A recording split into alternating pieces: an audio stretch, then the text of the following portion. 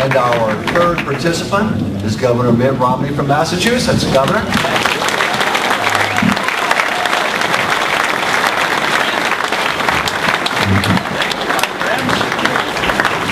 Good to see so many people this evening. Great to have you here. Thank you, Ovid, for your great service to this great state, to our nation. Thank you also, Mr. Speaker. Thank you for those that have come from outside the state to join us this evening. What a week this has been. From one extreme to the other. Our hearts go out to the people in the South who were affected by that terrible series of tornadoes. This morning, great excitement as we saw a wedding across the pond.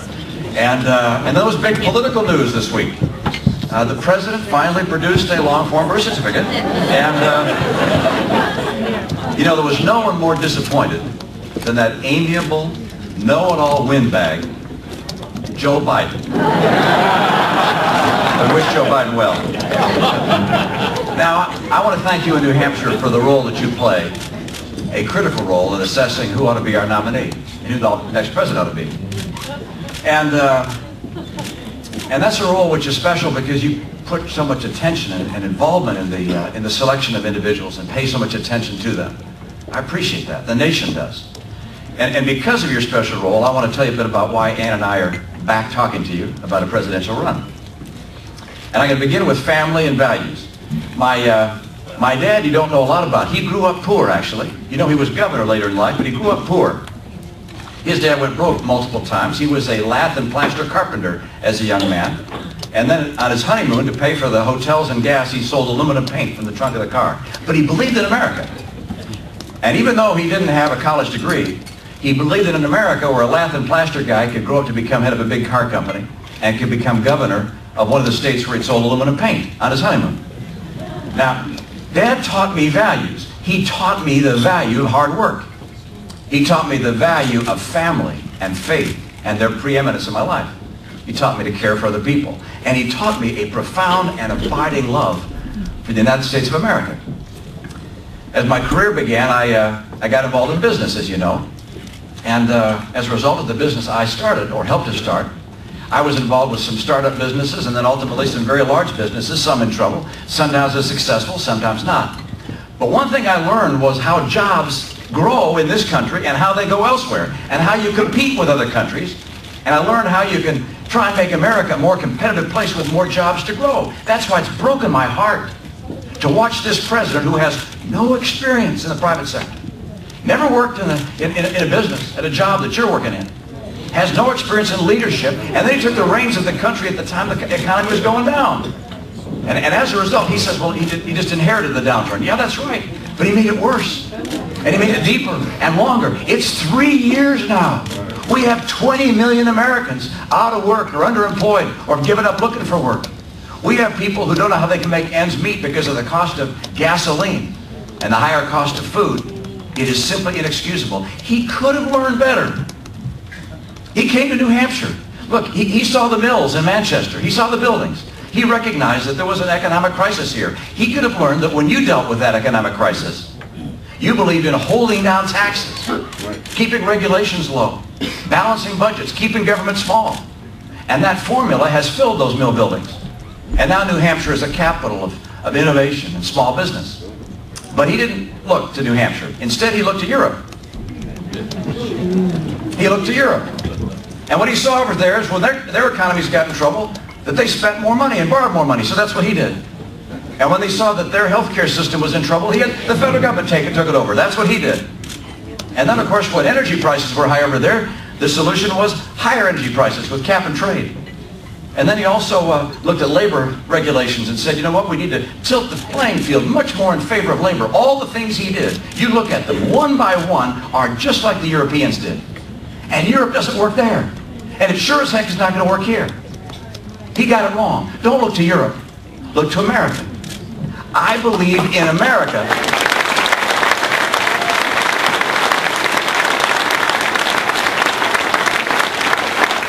I believe in the American experiment. We got it right. They got it wrong. When the founders spoke of freedom and opportunity, think of the choices that they made. They could have fashioned our Declaration and our Constitution to put in place a strong central government or a king to tell us what to do and how to do it. But instead they said, no, we're not only going to elect the American people select their representatives. We're going to let the American people choose their course in life. And by virtue of that choice, America became the place on the planet where every person seeking opportunity, every pioneer, every freedom lover wanted to come here. Circumstance of birth was no barrier to what we could accomplish. And so they came here by the millions. Even those who came here involuntarily as slaves had to overcome prejudice and bias in order to become part of the American dream. And they did so and became champions in doing it. It is who we are. We're pioneers, freedom lovers, freedom seekers, innovators, champions. And we are not going to let Barack Obama or the Democrats or the liberals take that away from America.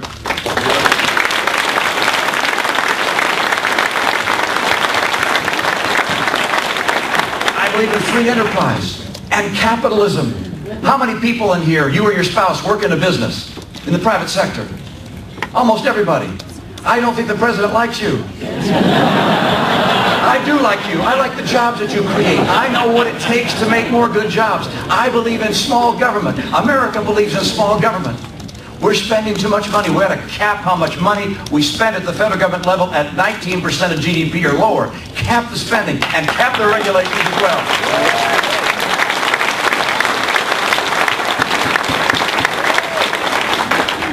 We Americans are a patriotic people. I believe in the love which we have for this great country. I've seen it as I got across the country, seen the passion and fervor that people have for this great land. When I had the fun of helping organize the Olympic Winter Games, I noticed that the athletes from America, when we got the gold medal, they put their hand over their heart as the national anthem was played. No other young people from around the world did that I could notice. I wonder where that tradition began. I understand it began under FDR, who during the Second World War asked the American people to put their hand over their heart during the playing of the national anthem as a sign of respect and admiration and love for those who had lost their lives, who shed their blood in behalf of liberty. For heroes proved in liberating strife, who more than self their country loved, and mercy more than life. This is a great country. America's greatness is being challenged by those who would make us more like Europe or like some other place. The right answer for America is not to turn elsewhere.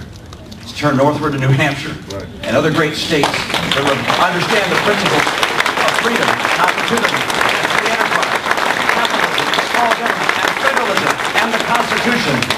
This is a great land. God has blessed America. He is blessed in part because great people have adhered to principles that are eternal in nature.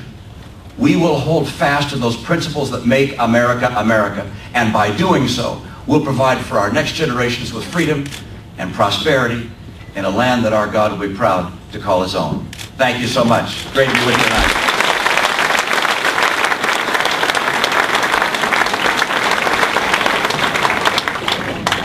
Governor, on the first day of the current administration, the price of a gallon of gas was $1.83.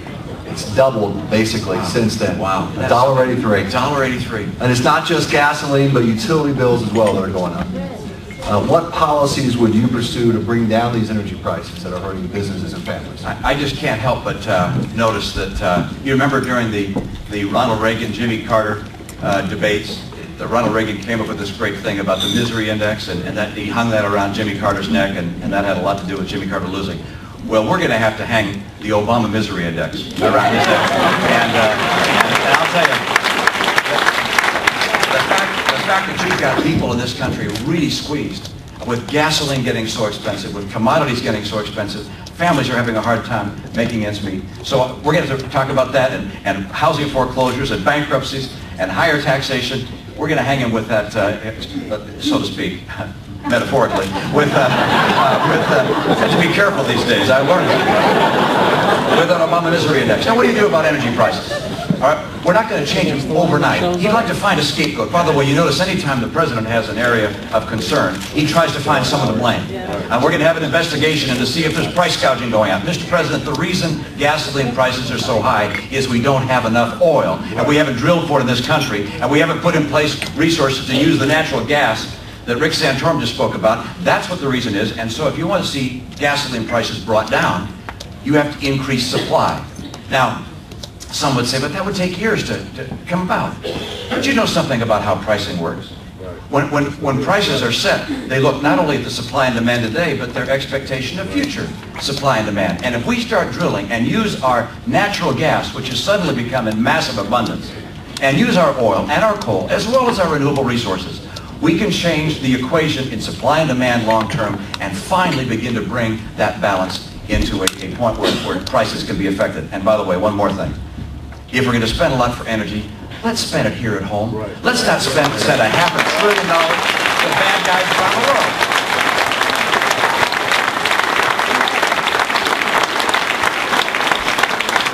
Governor, given the benefit of hindsight, would you still sign the health care bill that you signed into law? I was hoping I'd get that question. Thank you. It's about time.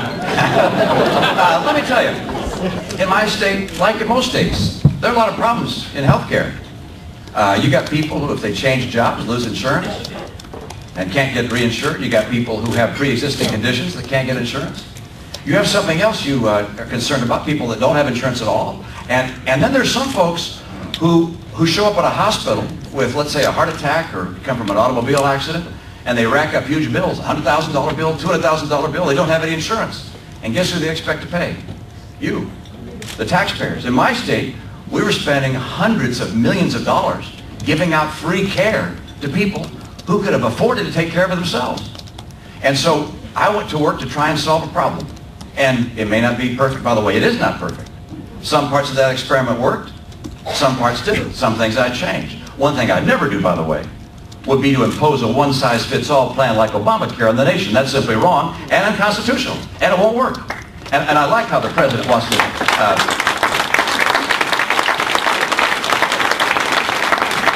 you will note that he and the Democrats want to constantly give me credit for their plan. You know there's method to their madness, but let me tell you this. If and when I had the occasion to debate President Obama, I'm going to ask him this question. Mr. President, why didn't you call me and ask how it worked? Ours was an experiment. Some parts didn't work. His plan will not work. It will bankrupt us. It is absolutely wrong. It's unconstitutional. It's bad policy. It's bad for America's families. And I of course, will fight to repeal Obamacare. But on day one, if I were President of the United States, on day one, I would instruct the Secretary of Health and Human Services to grant a waiver from Obamacare to all 50 states. Governor Mitt Romney.